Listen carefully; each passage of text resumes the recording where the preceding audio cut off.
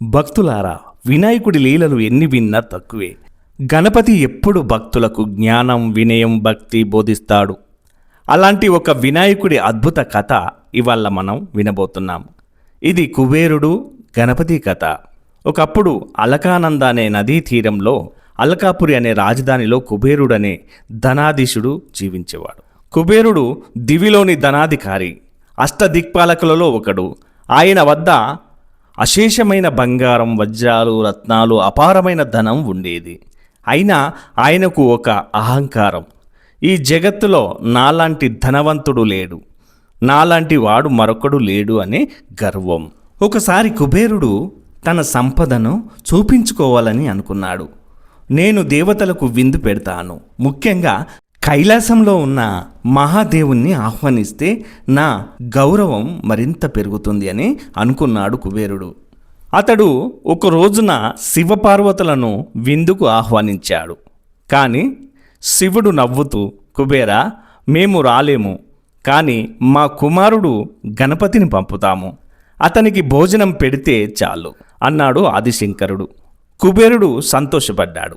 బాగుంది, బాలుడే కదా, చిన్నవాడు, తినేంతగా తినిపిస్తే సరిపోతుంది అని అహంకారంగా అనుకున్నాడు. విందు రోజు వచ్చింది.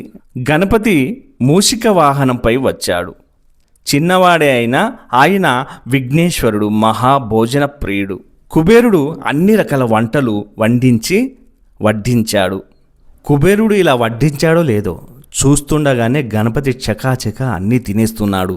వంటకాలు అయిపోతున్నాయి. అన్నము, పాయసం, వండిన వంటలు, రుచికరమైన పదార్థాలు అన్నీ ఆయన తిన్నాడు. ఇంకా అడుగుతూనే ఉన్నాడు, ఇంకా ఇవ్వు, ఇంకా ఇవ్వు. కుబేరుడు రాజభవనం నిండా ఉన్న అన్నము, గోధుమలు, పండ్లు, పాయసం, పాలు, వెన్న అన్నిటినీ గణపతికి వడ్డించాడు. కానీ ఎంత తిన్నా ఆకలి తీరలేదు. భవనంలోని ఆహారం అంతా అయిపోయింది. తన దగ్గర ఉన్నటువంటిది బంగారం, వజ్రాలు, వైడూర్యాలు, ఇవి కూడా తింటావా గణేష అని చెప్పేసి పెట్టాడు.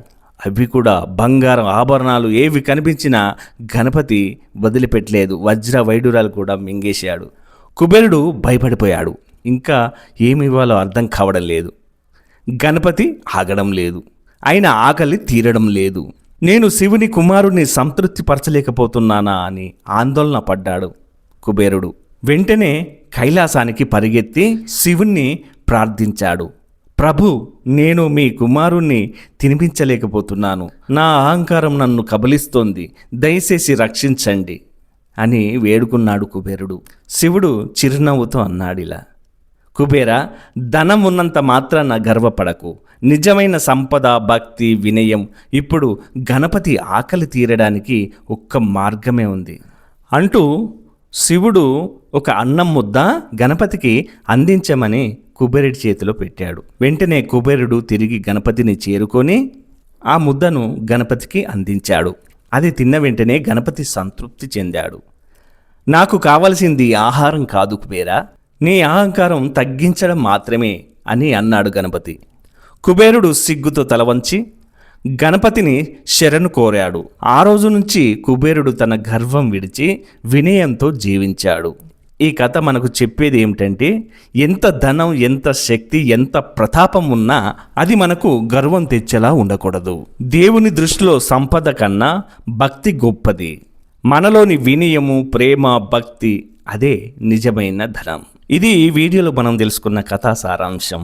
మరో వీడియోతో మళ్ళీ కలుస్తాను. ఈ వీడియో నచ్చితే లైక్ చేయండి, షేర్ చేయండి. ఈ ఛానల్లో కొత్తగా చూస్తున్న వారైతే వెంటనే సబ్స్క్రైబ్ చేసుకోండి. నమస్తే, మీ గణేశ్వర్ వెంగళ.